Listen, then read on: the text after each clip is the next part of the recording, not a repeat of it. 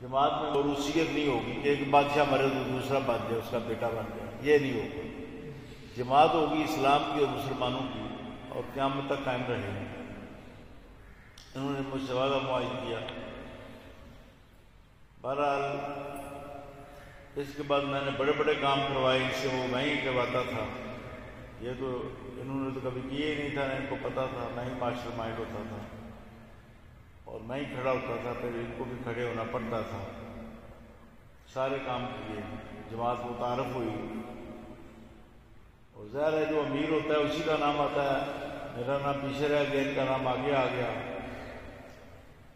اب یہ دنیا سے چلے گئے ہیں تو میری مشاورت کے بغیر انہوں نے کسی عالم کو کرتے، کسی نیک سیرت آدمی کو کرتے تو میں اس کو برداشت کرتا۔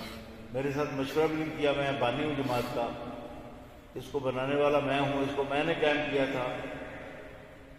غازی صاحب کی وفات سے پہلے تحریک کا نام تھا تحریک رہائی قاضی ممتاز صاحب، اس میں نے سب سے زیادہ قربانی دی۔ میرے بینک ابھی تک بند ہے مدرسوں کے، میرے ہمارا لندن والا مدرسہ بھی جو ہے باہر والا، اس میں بھی ہمارے ناموں پر قلم پھینک دی گئی ہے۔ یہاں پر بھی ہمارے بینک سیل ہیں، بہت قربانیاں دی ہم نے غازی، اور میں فروش ٹول میرا نام ڈالا، پرچے کاٹے 100 سے زیادہ، سب سے زیادہ میری قربانیاں تھیں۔ غازی صاحب کے جنازے پر بھی انہوں نے لولو پوپو کی سب نے، اور میں نے تقریر کی۔ وہ تقریر آپ سن سکتے ہیں، کوئی تقریر سن لیں، سب نے لولو پوپو کی، میں نے اس وقت تقریر کی جو جس تقریر کا حق بنتا تھا۔ ہاں جی، تو اس وقت میں نے یہ لبیک قائم کی جماعت۔ ان کو تو پتہ ہی نہیں تھا کیا کرنا ہے۔ تحریک رہائی ختم ان کی شہادت سے، رہائی کے لیے تھی، وہ رہائی نہ ہو سکی، ختم ہو گئی۔ اب ان کو کوئی پتہ نہیں تھا، نہ سمجھ تھی۔ میں نے اس وقت نہ یہ نام تجویز کر کے اعلان کیا اور سب سے منظوری لی، میں اس کا بانی ہوں۔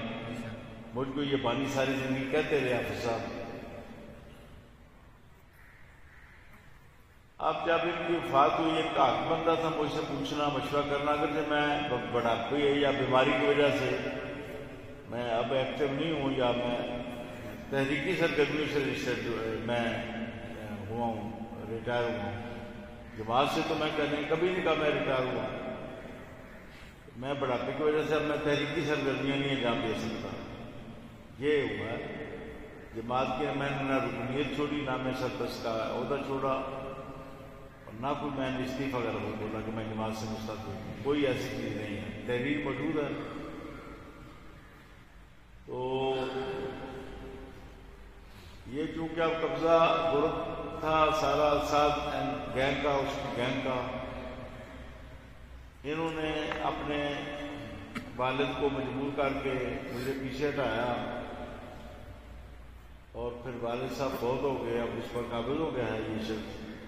اس کو میں بچپن سے جانتا ہوں، اس کے والد صاحب بھی کہتے تھے یہ بندہ جو ہے، اس کو آپ صاحب اس کے لیے دعا کریں، یہ نشئی ہے، اس کے لیے آپ دعا کریں، یہ نشئی ہے۔ حافظ صاحب کئی مرتبہ مجھ سے دعا کراتے تھے کہ یہ نشئی ہے۔ ہاں جی، اور یہ اس کے بارے میں بڑی بڑی عجیب کہانیاں قصے ہیں ساتھ کے حوالے سے۔ نہ یہ درس نظامی کے آخری سال کا اسٹوڈنٹ ہے، کیونکہ آج کل پاس ہونا کون سی بات ہے جی، مختلف طریقے ہوتے ہیں پاس ہونے کے، اس کی بھی تفصیل ہے۔ یہ میرا دعویٰ ہے کہ اس نے پہلے سال کی کتابیں بھی نہیں پڑھی، نہ اس کو آتی ہیں، اگر آتی ہیں تو سنائے علماء میں بیٹھ کے۔ ان پڑھ آدمی ہے، حافظ بھی نہیں ہے، چند پارے اس نے پڑھے ہوئے ہیں، کبھی اس نے مسئلہ نہیں سنایا، اگر حافظ ہے تو مسئلہ کیوں نہیں سناتا؟ حافظ بھی کوئی نہیں، نہ یہ عالم ہے، اور ذہنی طور پر یہ بیمار ہے، تو یہ کیسے پوری امت کا امیر ہو سکتا ہے؟ اب میں اگر خاموش جاتا ہوں تو گناہ گار ہوتا ہوں، اگر میں بولتا ہوں تو لوگ کہیں گے جی یہ تو بہت فساد کھڑا کر دیا اپنی افضل قادری نے، حالانکہ فساد نہیں ہے، یہ کلمہ حق ہے، کلمہ حق کی میں نے آواز بلند کی ہے، اور میں نے آج اعلان کیا کہ یہ نائل ہے، سعد رضوی نائل ہے، امیر میں مقرر کروں گا، میں بانی ہوں جماعت کا، امیر میں مقرر کروں گا۔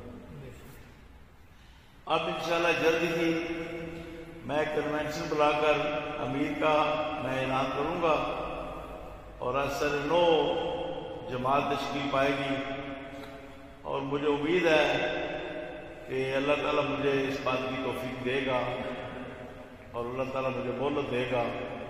یہ اللہ تعالیٰ کی بارگاہ میں میری دعا بھی ہے، امید بھی ہے کہ اللہ تعالیٰ ضرور توفیق دے گا اور ایک طاقتور جماعت جو ہے وہ قائم ہوگی، اور غلط لوگوں سے امت کو چھٹکارا دلایا جائے گا۔ غلط لوگ جو مسلط ہو گئے ہیں